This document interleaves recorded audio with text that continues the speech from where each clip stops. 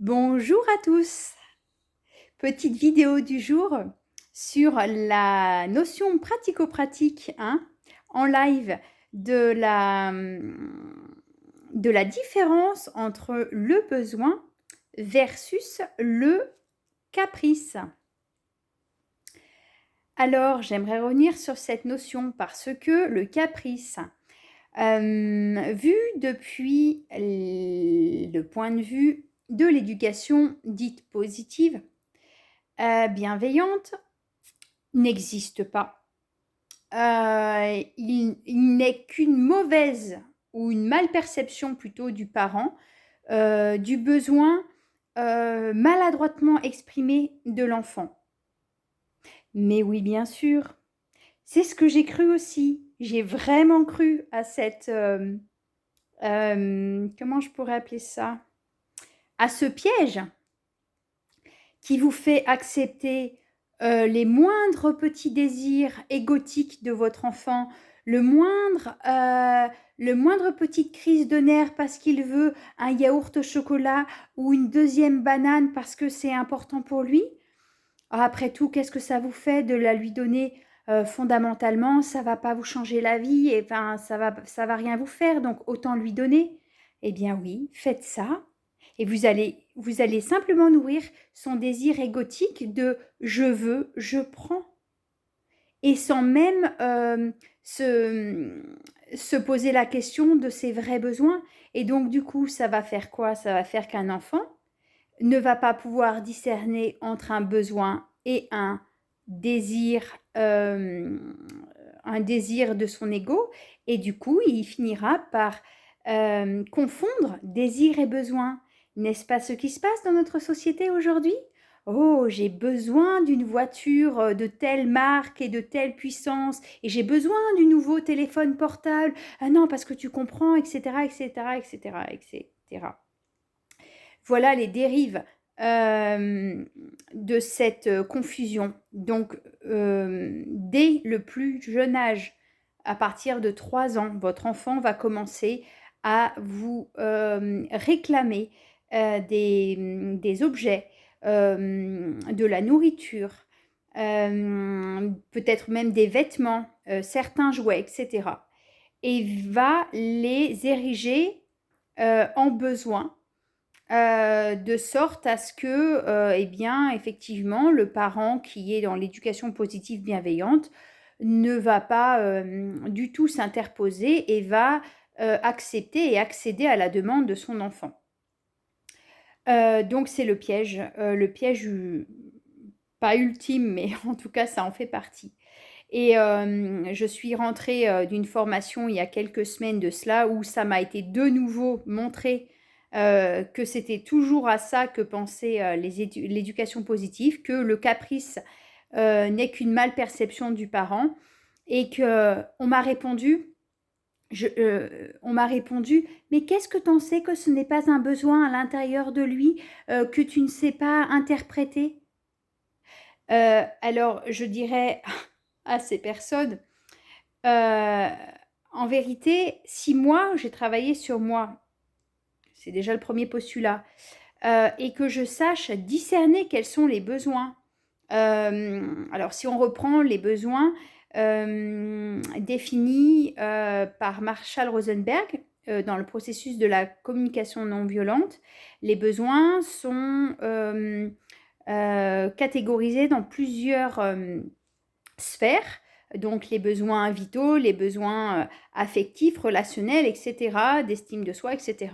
Donc, si on veut un repère, on peut avoir un repère tel que celui que je viens de vous énoncer. Ou bien, vous vous faites confiance aussi. Et si votre enfant vous dit, donc exemple de ce matin, ma fille, 3 ans et demi, arrive dans la cuisine. Et pour son petit déjeuner, ou en tout cas pour le début du petit déjeuner, je lui propose une banane le temps que je lui fasse son petit déjeuner. Donc je lui donne la banane, très contente d'elle, elle va la manger sur la table. Je lui apporte le complément de son petit déjeuner. Et moi, n'ayant pas le temps ce matin de me restaurer correctement, j'ai fait le choix de manger une banane. J'arrive avec ma banane dans la bouche. Qu'est-ce que me dit ma fille de 3 ans et demi? Maman, moi aussi je veux une autre banane. Non, une banane, excusez-moi. Autre, ça voudrait dire qu'elle a reconnu qu'elle en avait déjà mangé une.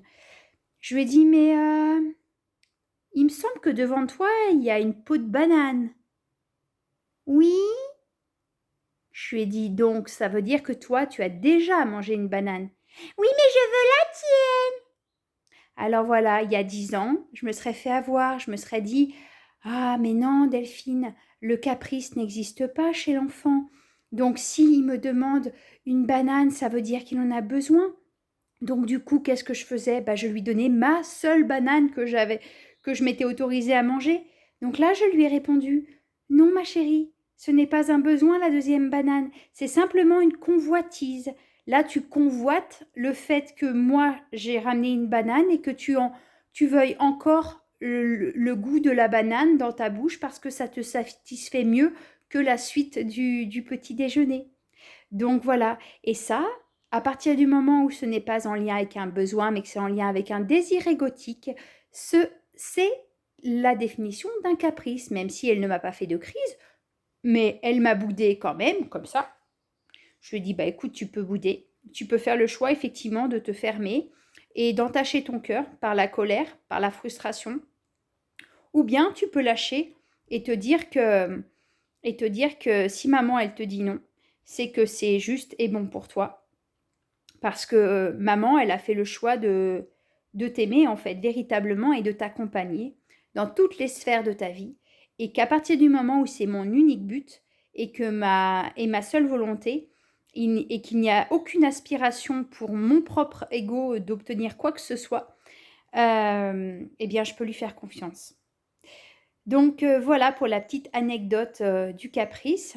Alors certains caprices d'ailleurs peuvent revêtir des formes bien différentes et avec lesquelles les parents sont souvent profondément démunis. Alors si vous voulez me faire des commentaires sur cette vidéo ou me poser des questions ou des comment faire, etc., eh bien je vous invite à les formuler en bas de cette vidéo ou bien sur ma page Facebook Parentalité Vivante. Et je vous invite à regarder aussi mon site internet si ça vous dit. C'est parentalite-vivante.fr. Voilà, où vous pourrez retrouver de quoi me contacter éventuellement si vous le souhaitez, de quoi lire un petit peu qui je suis, ce que j'ai à cœur d'apporter aux êtres, aux enfants surtout, aux parents, aux familles, pour que on puisse ensemble aller vers un chemin qui soit plus en harmonie avec nos valeurs profondes d'intégrité, de vérité, d'amour